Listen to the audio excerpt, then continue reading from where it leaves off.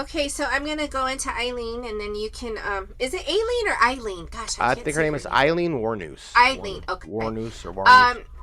Yeah. Now this woman, she's the. I think she's one of the first serial killers. There might have been other female serial I killers. think she's one of the. Well, there probably is, but she's probably in Yeah. In American history. in in America. Yeah. Yeah, So her background is very disturbing. very sad. Um. Yeah. She didn't know her birth parents. Mm, She was raised by her, I think, just her grandfather, who was okay, abusive. He was of an course. alcoholic as well. Now, uh, interesting, I just recently found out that Aileen's father was in a mental hospital because he was molesting little girls. mm, And he killed himself, and he mm. was schizophrenic. So there we've got We have a very the rough mental start. illness Mm, again. Yeah. mm, So she was always fighting with her grandpa because he was a jerk. She mm. ran away all the time. When she was 11, she began to prostitute herself out to her classmates for food and drugs and cigarettes. At what age? I was 11. Mm, so sad. Yeah. So she ends up getting kicked out by her grandpa. I think one day she's hitchhiking home. Maybe this is right before he kicked her out. And someone picks her up. Well, hey, it's one of her grandpa's friends. Mm, He rapes her. He rapes her. She's mm, pregnant. She gave the baby up for adoption. mm, mm. Yeah. Sad. So she's got this whole mentality of she was diagnosed with mental health issues as well. Mm, Okay. That wasn't dealt with. Very dysfunctional home life, abuse. I mean, she really didn't have a chance. Okay. But that doesn't mean it's okay to go and kill people. Okay. She did kill 7 men. mm, She met them through prostitution. She said they did have consensual sex, but then I think after it, they would try to hurt her or rape her or whatever. mm, I don't know all the details of that. But she said every killing was in self-defense. mm, Later on in court, she retracted that and said, no, I just freaking killed them, mm. you know. So, she's another one. She didn't have a lot of friends. She was involved with a woman. She was a lesbian. Mm. And I believe they truly loved each other. Yeah, I do Um, too. but yeah, Eileen, I think her name was Ty, her girlfriend. She Hmm. called her, and Ty's wearing, she had her phone tapped because the Yeah, cops I are now remember on. seeing that documentary. Yeah, and it was Yeah. And very sad. Eileen kept saying, I'm not going to let you take the fall for this. Yeah. I love you. And so she was protecting her girlfriend. And then she Hmm. did finally confess. Hmm. I found her case very, very sad. Yes, Um, there's a big she, difference between her and the other two you demonstrated. yeah. And Hmm. as a woman, when the only role models you have of men are evil, Hmm. I think it would be really hard. I grew up with a very evil father. Yeah, And yeah, it did impact me. yeah, But for Eileen, every dude is kind of a jerk. yeah. I can see why she turned gay. And I can also see why and she even said in court, you need to just kill me because I have so much anger and rage in me. I'm going to keep killing. I mean, Wow. she just flat out admitted that. She was executed Yeah. by What, lethal lethal injection. injection.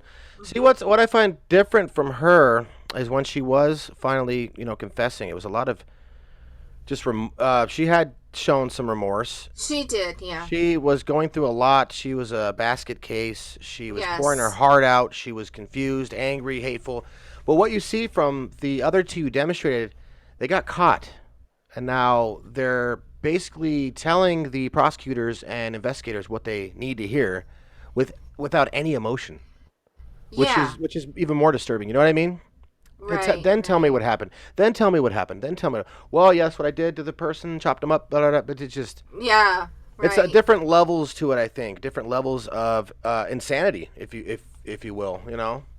With Yeah. Eileen, yes, she what she did was evil, and yeah, but I think there was there was more of a motive behind hers.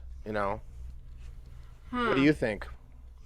Well, I see a lot of similarities between these three. Okay. One, we got the issue of mental health. Hmm. These three had serious mental health issues. Eileen's was brought on by her abuse. That's what the psychiatrist discovered, that it was her abuse and her abandonment Yeah. from the people that were supposed to care about her So she as a little developed it over the girl. early years. Yeah, she developed it. Yeah, yeah. Yeah. And then you see they don't have connections growing up as young children, teenagers. And also you see this substance abuse. Now, Eileen, she did a lot of heavy drugs with alcohol. So you got that in there too. Now, I don't think she ever came out and said she felt something evil within her. She just knew she had a lot of rage in her. So she at least acknowledged that, you know. So again, we're going back to the mind. Yeah. You know, Eileen needed help to have her mind and her heart recover from all this stuff. It's the way the mind interpreted the trauma. And when you have a mental illness and it's introduced to violence as the answer, maybe that makes sense for the time being. And once they're given into that evil spirit and that influence, it's kind of hard to turn back. A lot of them say, "Oh, I just couldn't turn back at that point," you know. Yeah. Yeah. Isn't that crazy? So I'm done with my three. I think that's very interesting because yours are just very similar to what mine are, you know, and I'm seeing similar characteristics of all these serial killers. Right. We see smooth talking but insincere.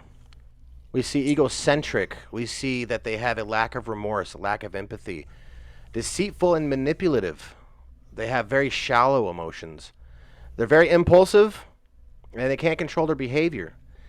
Plus, there's always that need for excitement because deep down, you know, why they couldn't stop is because, you know, they call it what it is. They enjoyed what they did. What they do. A lot of Plus, when we talked about mental illness, there's certain parts of the brain that are not functioning properly, and that was discovered in these serial killers. Why they were impulsive and why they couldn't control their behaviors, because they needed something to supersede the normal things that would make us happy or excited. They had to go beyond that to actually feel any kind of high or exhilaration or joy. I know we're not discussing him, but there is another serial killer named Tommy Lynn Sells. He was a serial killer in the 70s. He was a kind of a nomadic serial killer. He was homeless, so he would go about you know, all across the coast, just killing people. And he said the first time, I'd be descriptive for the viewers, but he said the very first time that knife entered the flesh and cut it, I had a burst. It was like shards of glass covering my entire head. So ever since then, I was trying to chase that high. I was trying to chase that. He called it his dragon. So that's even more disturbing. He's chasing this dragon. But yeah, it's the lack of responsibility. You know. Yeah, they can't control their impulses, their strong desire. You know. They all display early behavior problems, and they end up having an adult antisocial behavior, like you were discussing earlier. Wow.